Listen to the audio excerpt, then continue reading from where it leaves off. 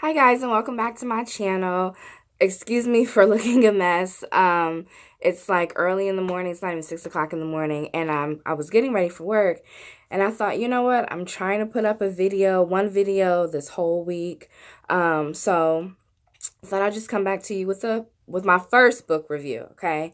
And the book that I'm going to review today is by Gabrielle Union. We are going to need more wine.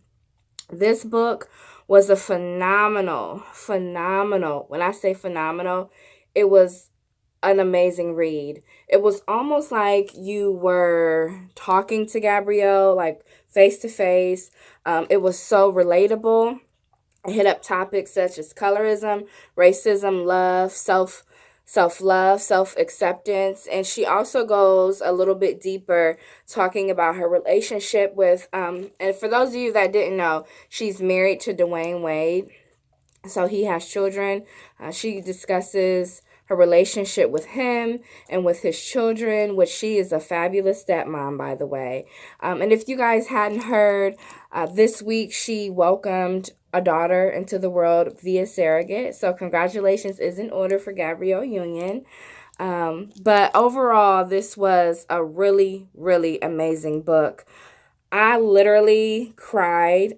She does discuss her rape in this book too, which that's not a spoiler at all because in the synopsis, it tells you that she's going to talk about her rape. And that's something that I didn't know that happened to her. But when you read the book and she goes into detail about that, I'm just going to tell you right now, you will definitely cry because that whole situation it was very, very sad. But overall, very, very good book. This was probably one of the best books that I've read this year, and that's no lie, simply because she hits on so many topics, and it just really makes you notice that even though these celebrities are celebrities in our eyes, they're really just average, everyday people like you and I, and they really go through the same thing. I really bonded with this book when she started discussing colorism and racism and self-esteem, because those are the main three things that I've experienced amongst some in my life, and everything that she spoke about just really hindered my heart, and it really spoke to me. So I will read you a few excerpts that I bookmarked to you guys. And these aren't spoilers at all because, like I said, everything that I bookmarked is inside of her synopsis. So let's get to it. The first quote or sentence that really, really spoke to me says, it's on page 110. It says, issues of colorism run so deep in the African American community, but more and more I see it sprung up on social media as hashtag Team Light Skin versus hashtag Team Dark Skin.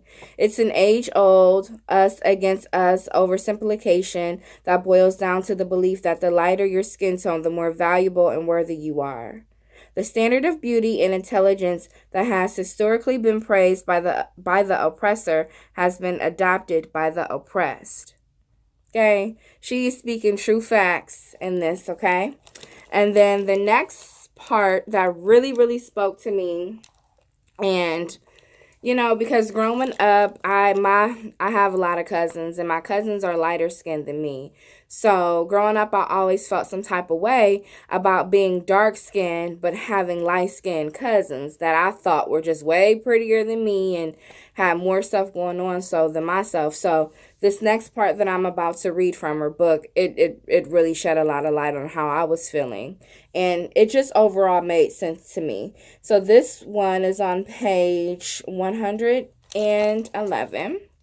We darker girls should not be pitted against our lighter skinned sisters, but our pain at being passed over also shouldn't be dismissed by people saying, love the skin you're in. You can love what you see in the mirror, but you can't self-esteem your way out of the way the world treats you.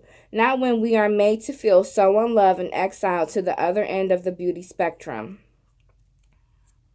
Facts, okay? Absolute facts. I love that part. It spoke volumes and it's very, very, very true.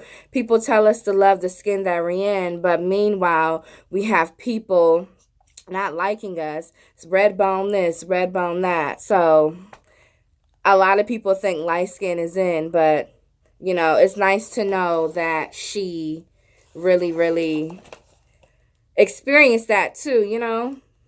So the next quote that I am about to read is on page 113, and it's about colorism again.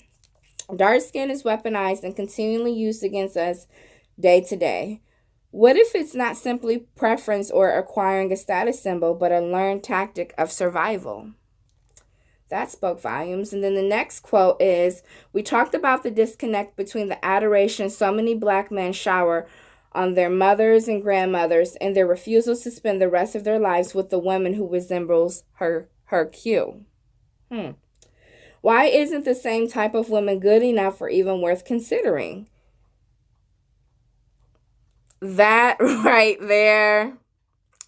I don't want to dig too deep into my personal life, but that right there made me feel like I wasn't alone with the situation that I was recently in.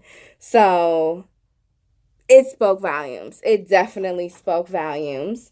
So I bookmark a lot of other quotes in here, but basically, guys, get this book. If you are a woman of color, I highly suggest this book. I highly suggest that you read it. It will change your life. The stories and the essays in here will definitely move you. Whew, this book was so, so good. So overall, I rated this book on Goodreads 5 stars. All the way, 5 stars. Amazing read. Go out and get it or pick it up at your local library. So that's all I have for now. I hope you guys have an amazing day. I live in Ohio, so it is extremely cold outside. So wherever you are, I hope that you are attempting to keep warm, and I hope everybody has a blessed day. I'll see you again in the next video. Happy reading. Bye.